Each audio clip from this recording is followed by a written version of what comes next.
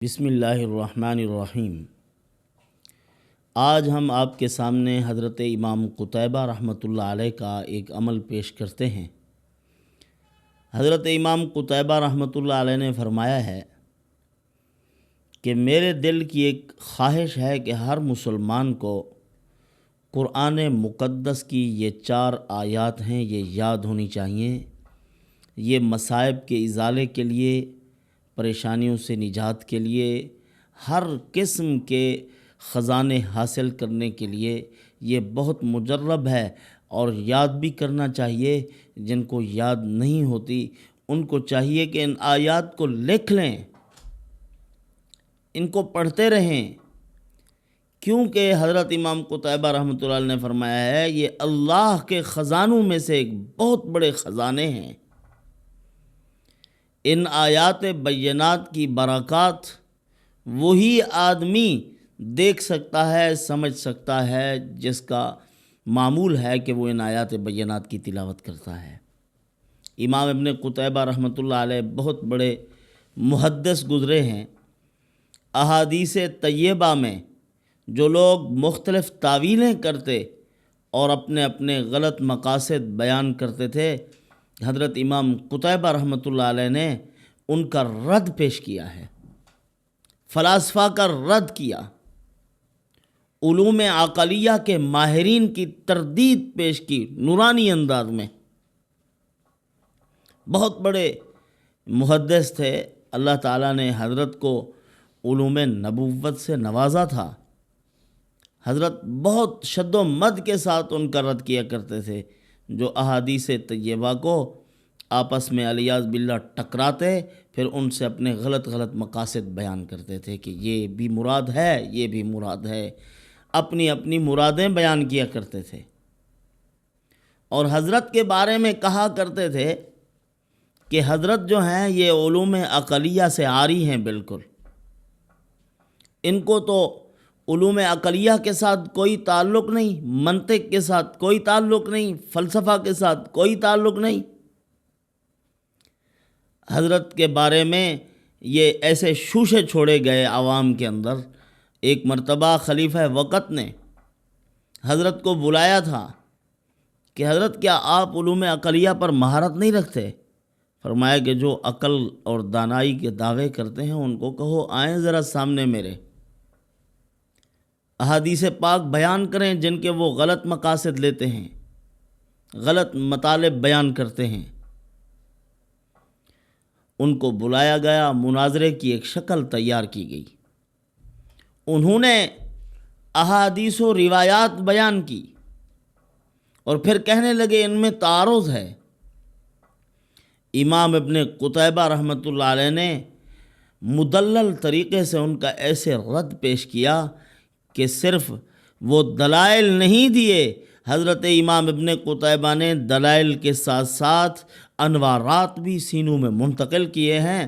اسی وقت حاکم وقت نے اعلان کیا کہ کون کہتا ہے کہ امام ابن قتیبہ کو علوم عقلیہ پر مہارت نہیں ہے؟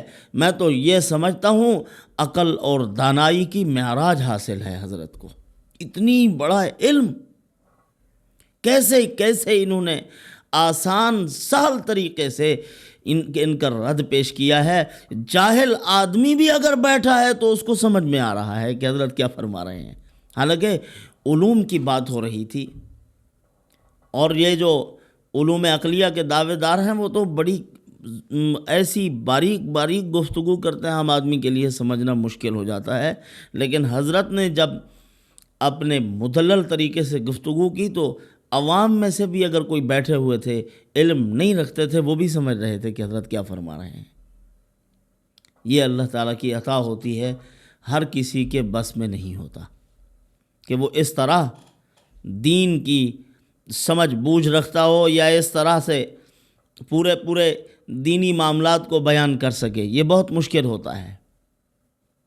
اور حضرت فرمایا کرتے تھے میں اس کو کم علمی سمجھتا ہوں کہ قرآن و حدیث کا مطالعہ کرے اور کہے کہ قرآن مقدس یا احادیث طیبہ میں الیاذ باللہ باہمی ٹکراؤ ہے، ایک دوسرے کے معارض متعارض آ گئی ہیں روایات، فرمایا کہ میں نہیں مانتا، یہ کم علمی کی دلیل ہے، مجھے تو سب کچھ واضح واضح نظر آتا ہے، ہر حدیث کا اپنا اپنا مطلب نظر آتا ہے، حضور صلی اللہ علیہ وسلم نے کس وقت کیا کچھ فرمایا ہے اس کا شان ورود، اور کیا موقع تھا، وہ سب کچھ فرمایا کہ ہمیں یاد ہے، ہمیں تو کسی روایت میں کوئی تعارض محسوس نہیں ہوتا۔ یہ غلط ہیں، بیچارے کم عقل کم علم لوگ ہیں، کم علمی کی وجہ سے ان کو یہ چیزیں شکوک و شبہات میں مبتلا کرتی ہیں۔ حضرت کی توبہ کا واقعہ یہ ہے کہ ایک مرتبہ حضرت نے خواب دیکھا، میزان قائم ہو گیا ہے، ان کا ترازو بھی لگا دیا گیا اعمال کا، اعمال تلنے لگے، نیکیاں ایک طرف ہیں، برائیاں ایک طرف ہیں، نیکیاں کم ہو رہی ہیں، گناہ بڑھ رہے ہیں۔ تو اسی وقت حضرت نے دیکھا اور پریشان ہو گئے، پسینے سے شرابور ہو گئے۔ تو ایک نورانی شکل کے بزرگ آئے، فرمایا کہ پریشان نہ ہو قتیبہ، اے امام قتیبہ، آپ نے رسول اللہ صلی اللہ علیہ وسلم کی حدیث طیبہ کی بہت خدمت کی ہے، پریشان ہونے کی کوئی ضرورت نہیں، انشاءاللہ عز و جل اللہ پاک آپ کو کامیاب کریں گے، آپ کی بخشش فرمائیں گے۔ حضرت فرماتے ہیں پھر آنکھ کھل گئی، اسی دن میں نے عہد کیا کہ آج کے بعد اپنے ہر عمل میں اخلاص کا اہتمام کرنا ہے، کوئی عمل بھی ایسا نہیں کروں گا جس میں اللہ کی رضا کا جذبہ نہ ہو۔ یعنی یہ ہر عمل کا جزو ہے، لا ينفق، ایسا جزو جو جدا نہیں ہو سکتا، اخلاص کے بغیر کوئی عمل مقبول نہیں ہو سکتا۔ فرمایا پھر زندگی بھر میں نے اخلاص کا اہتمام کیا ہے، اپنے رب کی رضا کے لیے کام کیے ہیں، سارے جو بھی کیے ہیں اللہ کی رضا کے جذبے سے کیے ہیں۔ بڑے باکمال لوگ تھے وہ، بڑے باکمال لوگ۔ پھر انہوں نے اپنی زندگی میں کسی چیز کی فکر نہ کی، پیچھے مڑ کے دیکھا نہیں کہ دنیا کا کتنی نقصان ہو گیا ہے۔ حالانکہ بڑے بڑے علماء تھے جو وقت کے بڑے بڑے شہنشاہوں کے بادشاہوں کی اولاد تھی۔ شہنشاہ کہنا کہتے ہیں جائز نہیں ہے، شہنشاہ شاہوں کا شاہ، بادشاہوں کا بادشاہ اللہ ہے۔ تو بڑے بڑے بادشاہوں کی اولادیں، لیکن جب علم کی طلب اور تڑپ آئی تو پھر پیچھے مڑ کے نہیں دیکھا کہ ہم کیا تھے۔ اللہ نے پھر ان کو علم میں، علوم نبوت میں وہ شان عطا فرمائی کہ بادشاہ ان کی جوتیوں میں بیٹھنا اپنی سعادت سمجھتے تھے۔ اسی لیے حضرت حکیم اختر رحمۃ اللہ علیہ فرمایا کرتے تھے، جب اللہ والے بنو گے کائنات کی ہر چیز جھک جائے گی تمہارے سامنے۔ اور فرمایا کرتے تھے بادشاہوں کے جو سر پہ سجے تاج ہوتے ہیں ان میں اتنی قیمتی ہیرے اور موتی نہیں ہوتے جتنی کہ اللہ والوں کی جوتیوں میں موتی ملتے ہیں۔ اللہ والوں کی جوتیوں میں جو موتی ملتے ہیں وہ بادشاہوں کے تاج میں نہیں ہوتے۔ ہاں، اللہ والے بڑی چیز ہوتے ہیں، جو اللہ کے بندے ہیں، خاص مقرب بارگاہ خداوندی، بڑے کام کے لوگ ہوتے ہیں، وہ ان کی دعاؤں سے بڑے کام بنتے ہیں۔ اللہ والوں کی اپنی جگہ ہے، ان کو اللہ نے اپنا قرب عطا فرمایا، ان کی دعائیں رد نہیں کرتے، دنیا ان کو مطلوب نہیں ہوتی، وہ دنیا نہیں چاہتے، نہیں پسند کرتے۔ تو بہرحال حضرت امام ابن قتیبہ رحمۃ اللہ نے فرمایا یہ 4 آیات بینات ہیں قرآن مقدس کی، یہ اللہ کے خزانوں میں سے ایک عظیم ترین خزانہ ہے، اور حفاظت کے لیے بھی مسلمانوں کو یاد رہنی چاہیے۔ اور خزانوں سے خزانے نکلتے ہیں، زمینوں سے خزانے اگلتے ہیں، تو فرمایا کہ بندہ جو ان کو پڑھے گا اللہ کے خزانوں سے فائدہ اٹھانے والا بنے گا۔ اسی لیے ہر آدمی کو ان آیات بینات کا اہتمام کرنا چاہیے۔ اور اللہ کے خزانے کبھی بھی محدود نہیں ہوتے، ان کی وسعت کا میں اور آپ اندازہ نہیں لگا سکتے کہ اللہ کے خزانے کس قدر وسیع ہیں۔ ان سے محروم کون رہتا ہے؟ جو بدبخت ہے، ازلی بدبخت آدمی وہ اللہ کے خزانوں سے بھی محروم رہتا ہے۔ رسول اقدس صلی اللہ علیہ وسلم جیسی عظیم ہستی جس کو اللہ نے نری رحمت قرار دیا ہے، حضور جیسی رحمت سے بھی وہ محروم رہتے ہیں، ایمان نہیں لاتے، دور دور رہتے ہیں، کلمہ پڑھ لیا، رواجی رسمی مسلمان بنے رہتے ہیں، کچھ نہیں کرتے، دعوی ایمان پر فقط انحصار ہوتا ہے ان کا، اعمال بالکل نہیں کرتے، بس کہتے ہیں مسلمان ہیں۔ یہ تو دعویٰ ہے۔ ارے مومن مسلمان ہو، تمہارے اس دعوے پر گواہ کیا ہیں؟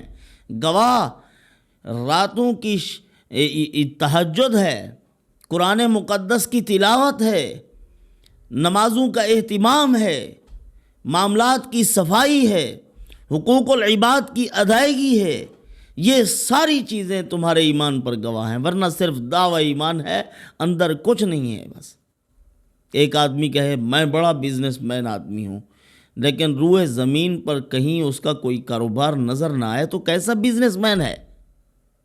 مانو گے اس کو بزنس مین؟ تو ایک آدمی صرف دعویٰ کرتا ہے، اس دعوی ایمان پر کوئی سرمایہ کاری ہے ہی نہیں اس کی، کیسے مانو گے کہ یہ مسلمان ہے؟ اسی لیے ضروری ہے، مان لیتے ہیں ایمان ضرور ہے لیکن ہے کچھ نہیں آپ کے اندر، کوشش کرنی چاہیے اپنے آپ کو اعمال حسنہ کے ذریعے سے مومن ثابت کرنا ضروری ہے۔ تو جو بدبخت ہوتا ہے وہ ان خزانوں سے محروم رہتا ہے۔ دیکھیں آپ، حضرت نوح علیہ السلام کا ایک بیٹا تھا جس کا نام کنعان تھا۔ بد دعا کی نوح علیہ السلام نے اپنی قوم کے لیے، اللہ تعالیٰ نے فرمایا کہ اے نوح اب کشتی تیار کرو، اپنے خاندان کو اس میں بٹھاؤ اور اپنا بچاؤ کرو، بس عذاب آ رہا ہے۔ حضرت نے کشتی تیار کر لی۔ کشتی تیار کرنے کے بعد کنعان کو دعوت دی کہ بیٹا آ جاؤ۔ اللہ تعالیٰ نے وعدہ بھی فرمایا تھا کہ میں آپ کے اہل کو، آپ کے خاندان کو بچاؤں گا، ان کی حفاظت کروں گا، لیکن کنعان نہ آیا۔ اس کو اپنی قوت بازو پہ بڑا اعتماد تھا، کہتا تھا میں بڑا تیراک ہوں، اگر سیلاب آ بھی گیا تو میں اپنے فن تیراکی سے اس عذاب سے بچ جاؤں گا۔ ابا نے کہا بیٹا تیراکی ویراکی کچھ کام آنے والی نہیں ہے، یہ اللہ کا عذاب ہے۔ جیسے ابھی حالیہ دنوں میں سیلاب آئے ہیں، بڑے بڑے ہنر والے، بڑے بڑے پیسوں والے لوگ اور بڑے بڑے تیراکی کا فن رکھنے والے لوگ بھی بیچارے اس کے اندر چلے گئے ہیں۔ تو انہوں نے فرمایا بیٹا یہ کچھ کام آنے والا نہیں ہے، آپ آ جاؤ، میں اللہ کا نبی ہوں، فائدہ اٹھاؤ مجھ سے۔ تو بیٹے نے نہ مانی بات، کہا کہ میں بالکل نہیں آتا، تیرے چراغ سے روشنی حاصل کرنے کی کوئی ضرورت نہیں ہے ابا، میں نے پہلے کب آپ کی بات مانی تھی کہ اب مان رہا ہوں۔ یہ علامہ جلال الدین رومی رحمۃ اللہ علیہ نے جس انداز میں واقعات بیان کیے وہی بیان کر رہا ہوں۔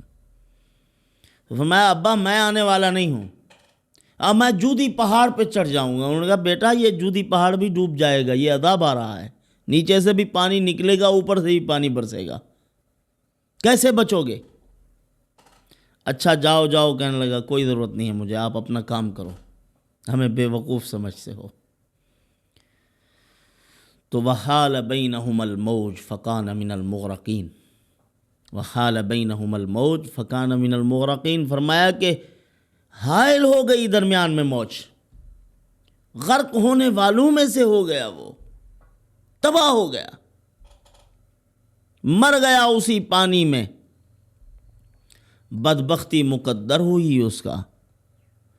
تو خیر حضرت نوح علیہ السلام اپنے بیٹے کے لیے رونے لگے کہ اے اللہ تو نے ہمارے ساتھ وعدہ کیا تھا کہ تو میرے خاندان کو، میرے اہل و عیال کو اس پانی کے اندر غرق نہیں کرے گا، لیکن میرا بیٹا جا رہا ہے۔ اللہ پاک نے فرمایا دیکھ انہ لیس من اہلک انہ عمل غیر صالح فلا تسألنی ما لیس لک بہ علم، اے میرے پیغمبر یہ بدبخت ہے، آپ کے خاندان میں سے نہیں ہے، یہ جو تیرے راستے پر نہیں تو تیرے خاندان کا کیسے ہے؟ تو فرمایا کہ اگر آپ کا اتباع کرتا تو یہ آپ کے خاندان کا ہوتا، اگر آپ کا اتباع نہیں کر رہا تو آپ کے خاندان کا کیسے؟ یہ تو بدبخت آدمی ہے۔ خاندان نبوت اش گم شد، فرمایا کہ اس نے خاندان نبوت کو گم کر لیا، یہ خاندان نبوت سے گم ہو گیا ہے، اب یہ آپ کے اندر آپ کے نام کے ساتھ نام لگانے کا بھی لائق نہیں ہے، رد کرو اس کو، بدبخت ہے یہ آدمی۔ تو حضرت رونے لگے کہ میرا بیٹا ہے، اے پروردگار کرم فرما دے۔ اللہ تعالیٰ نے فرمایا کہ اے میرے نبی دیکھو، جب ایک دانت خراب ہو جائے نا، پھر اس دانت کو اکھیڑ کے پھینک دیا جاتا ہے تو آپ کا دانت لیکن خراب ہو گیا، اگر اس کو رہنے دیا جاتا ہے وہ دائیں بائیں دانتوں کو بھی خراب کرے گا، تو لہٰذا اس کو اکھیڑ کر پھینک دیا جاتا ہے تاکہ دیگر دانت خراب نہ ہوں۔ تو اس کو بھی اسی طرح پھینک دیجئے، اب یہ آپ کے خاندان کا نہیں رہا، اب اس کو اپنے خاندان میں سے نکال دیجئے، یہ خراب دانت ہے۔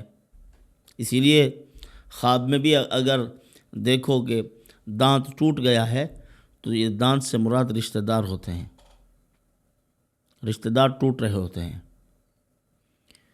میں نے جب بھی دیکھا ہے کہ داڑھ ٹوٹ گئی ہے تو ہمارے خاندان میں سے کوئی نہ کوئی دنیا سے رخصت ہوا ہے۔ تو جو یہ خواب ہیں، لیکن یقین نہیں بنا لینا چاہیے، تعبیریں مختلف ہوتی ہیں۔ میں نے جو دیکھا ہے وہ اسی کی تعبیر بیان کر رہا ہوں۔ تعبیر یہ بھی لکھی ہوئی ہے کتابوں میں، علامہ ابن سیرین رحمۃ اللہ علیہ نے لکھی ہیں، لیکن تعبیر جاننے کے لیے کسی معبر اور دین فہم آدمی سے پوچھنا چاہیے، جو سمجھتا ہو، اصولوں پر عبور رکھتا ہو۔ ایسے ہر ایک آدمی سے تعبیر نہ پوچھو۔ اسی طرح اگلے دانت کون سے رشتہ دار ہوتے ہیں، نچلے دانت کون سے رشتہ دار ہوتے ہیں، یہ ساری لکھی ہوئی ہیں کتابوں میں باتیں۔ تو بہرحال فرمایا کہ یوں سمجھیے کہ یہ آپ کے خاندان سے ٹوٹ چکا ہے، ختم، لہٰذا آپ اس کو اپنے خاندان میں گنو ہی نہیں، تباہ ہوا وہ ہمیشہ ہمیشہ کے لیے، نقصان و خسران اٹھایا، ذلیل و رسوا ہو گیا۔ تو امام ابن قتیبہ رحمۃ اللہ علیہ نے ہمیں اللہ کے خزانے عطا فرمائے ہیں۔ وہ محدث تھے، وہ مفکر تھے، وہ قرآن کے مدبر تھے، مفسر تھے، قرآن کو سوچتے تھے، ایک ایک آیت کو سمجھتے اور کہتے تھے کہ یہ اللہ کے خزانوں میں سے ایک عظیم خزانہ ہے۔ انہوں نے اپنی عقل و دانائی کی بنیاد پر بھی قرآن مقدس کی ان آیات بینات کو خدا کا خزانہ قرار دیا ہے۔ لہذا یہ خزانہ ہر ایک آدمی کے پاس ہونا چاہیے۔ جس طرح دنیاوی خزانوں کی فکر رہتی ہے ہمیں کہ ہمارے پاس خزانے ہونے چاہیے، پیسے ہونے چاہیے، اسی طرح آخرت کے خزانے بھی ہمارے پاس ہونے چاہیے۔ دنیا کسی کی نہ رہی، کتنے آئے کتنے چلے گئے، اب ہمارے ہاتھوں میں عارضی طور پر آئی ہوئی ہے، کل یہ چلی جائے گی۔ بڑی بے وفا ہے دنیا، کتنوں کے غرور توڑے اس نے پھر ختم کر دیتی ہے، چھوڑ دیتی ہے۔ تو اللہ کے خزانوں کو تھامنا چاہیے جو دنیا آخرت میں ہمارے کام آئے۔ پہلی آیت، اعوذ باللہ من الشیطان الرجیم، بسم اللہ الرحمن الرحیم، وَمِنْهُمْ مَنْ يَسْتَمِعُ إِلَيْكَ وَجَعَلْنَا عَلَى قُلُوبِهِمْ أَكِنَّةً أَنْ يَفْقَهُوهُ وَفِي آذَانِهِمْ وَقْرًا وَإِنْ يَرَوْا كُلَّ آيَةٍ لَا يُؤْمِنُوا بِهَا حَتَّى إِذَا جَاءُوكَ يُجَادِلُونَكَ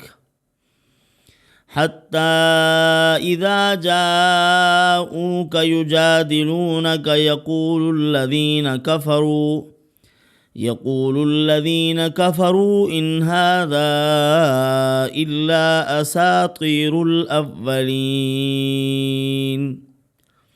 دوسری آیت مبارکہ سورۃ النحل کی ہے، اولئک الذین طبع اللہ علی قلوبہم وسمعہم وابصارہم واولئک هم الغافلون۔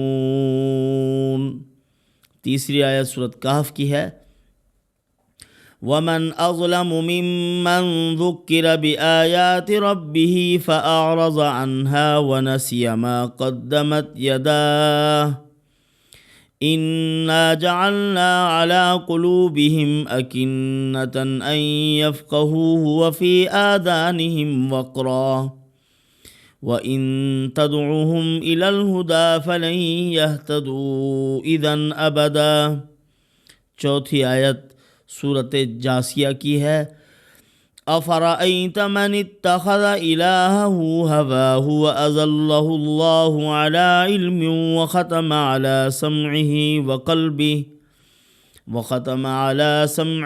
وقلبه وجعل على بصره غشاوة فمن يهديه من بعد الله أفلا تذكرون۔ یہ مبارک آیات بینات ہیں، ان کا اہتمام کیجیے۔